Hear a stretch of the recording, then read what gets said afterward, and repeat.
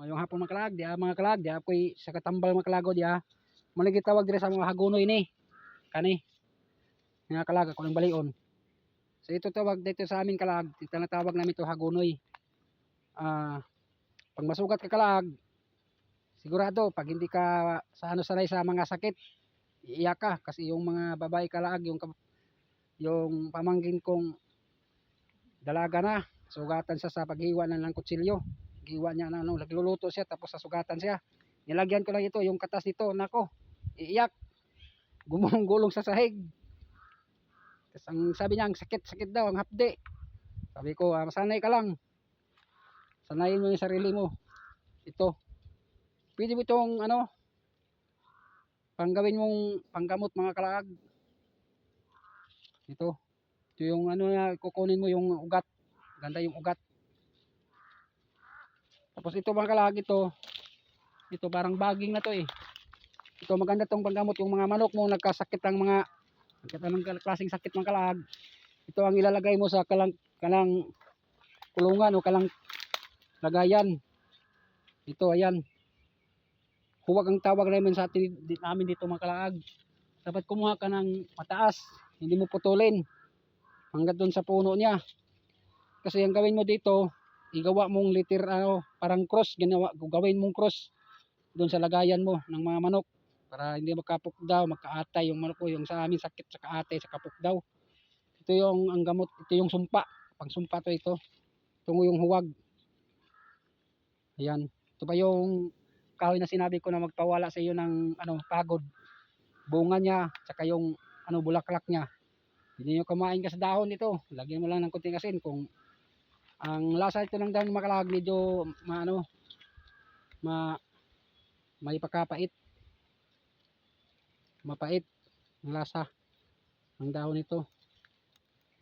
Dito sa amin makalag, mura dito sa amin to eh. Puputulin nga namin to eh kasi sa gabala sa niyugan to.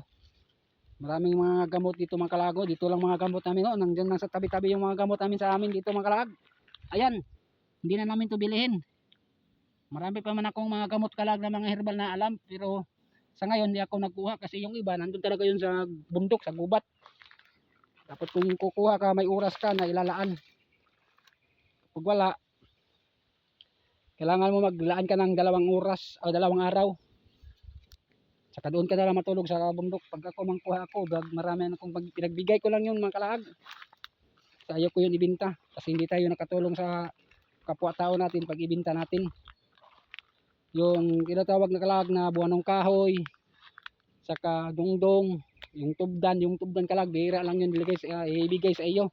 Kasi dyan mo yun makukuha sa sa bukal ng tubig, sa ilalim ng bukal. Doon yung tutubo na kahoy na yun. Hindi yun lalaki kalag kasi yung haba na sa 12 inches lang.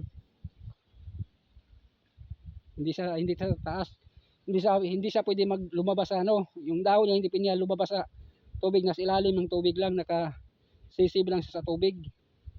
Kaya bihira lang yun at tapos ayaw yan tutubo pag disturbo na yung lugar. Dapat yung tahimik yung lugar, doon mo siya makukuha.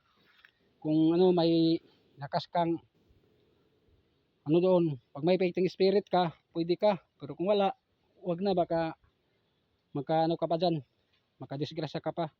Sa akin kalag, sanay na ako, alam ko naman yung aura ng mga iba't ibang mga elemento. Kaya hindi na ako natakot kasi sanay na ako at makikita ko pa nga sila eh. Dito mga kalag, ito yung area namin. Ayan mga kalag, marami mga gamot dito, tsaka yung kontra ng ahas kalag, ayan. Ayun, kontra yun ng ahas. Kahit ito mga kalag, ayaw to ng ahas mga kalag ito. Ito yung hagunoy. Magkasakit sila sa amoy nito. Kasi yung amoy dito talaga, didikit sa balat ng ahas. Kaya ayaw sila, kaya yun yung dahilan mamatay sila. Yung tanglad, saka dulaw. Ayaw din ng ahas yun. Dito mga kalag, marami pa mga gamot dyan. Yan, may mga baging pa dyan, pero hindi natin pwede puntahan kasi wala tayong dalang itak.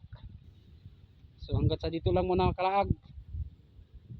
Sana sa panonood ng aking video, sana mayroon kayong matutunan at may share nito. Thank you for watching mga kalag. Kung mag-comment kayo, mayroon yung comment section.